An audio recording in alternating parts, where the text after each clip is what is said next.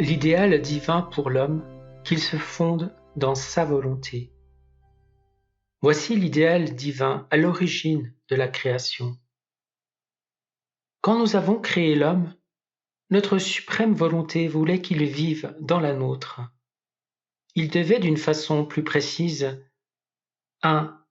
Entrer dans la volonté divine, placer en nous tout son être, volonté, pensée, regard, parole, émotion, désir, œuvre, ses prières unies aux nôtres.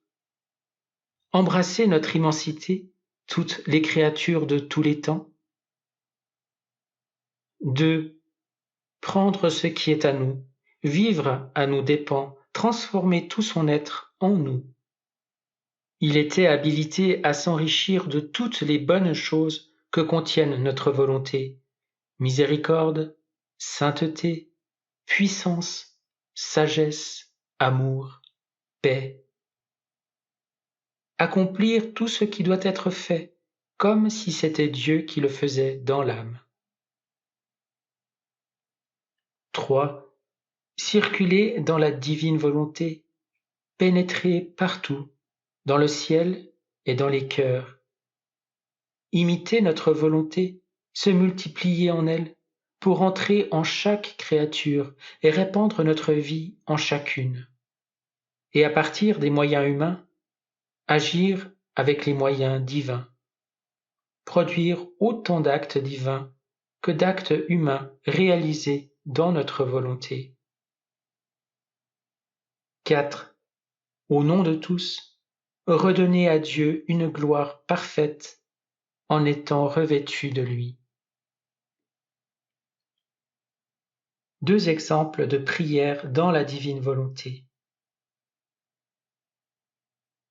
Seigneur, j'entre dans ta volonté et d'une manière divine, j'embrasse tes actes et me substitue à toutes les créatures, comme tu t'es toi-même substitué à moi.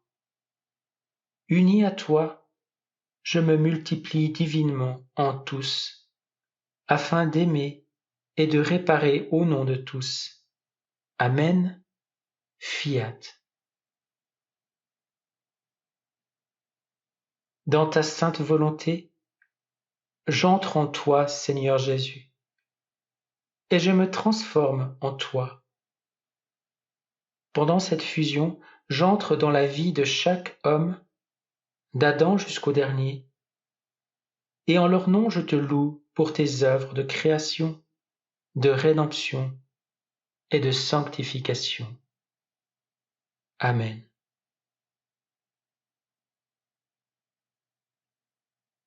Marie, le modèle par excellence. Jésus dit à Louisa, « Ma maman céleste possède l'unité de cette lumière.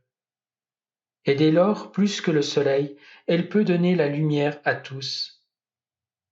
Et donc, entre elle et la suprême majesté, il n'y a jamais eu de nuit ni ombre, mais toujours le plein jour.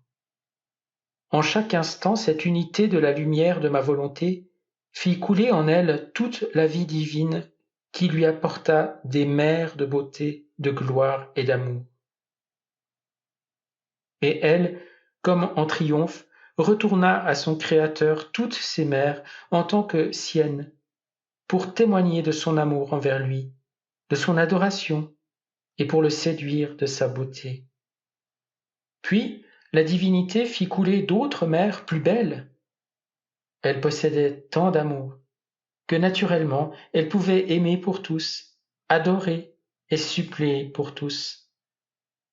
En outre, en vertu de l'unité de la lumière de la volonté suprême, elle a triomphé de tout et séduit son Créateur même, le faisant prisonnier en son sein maternel.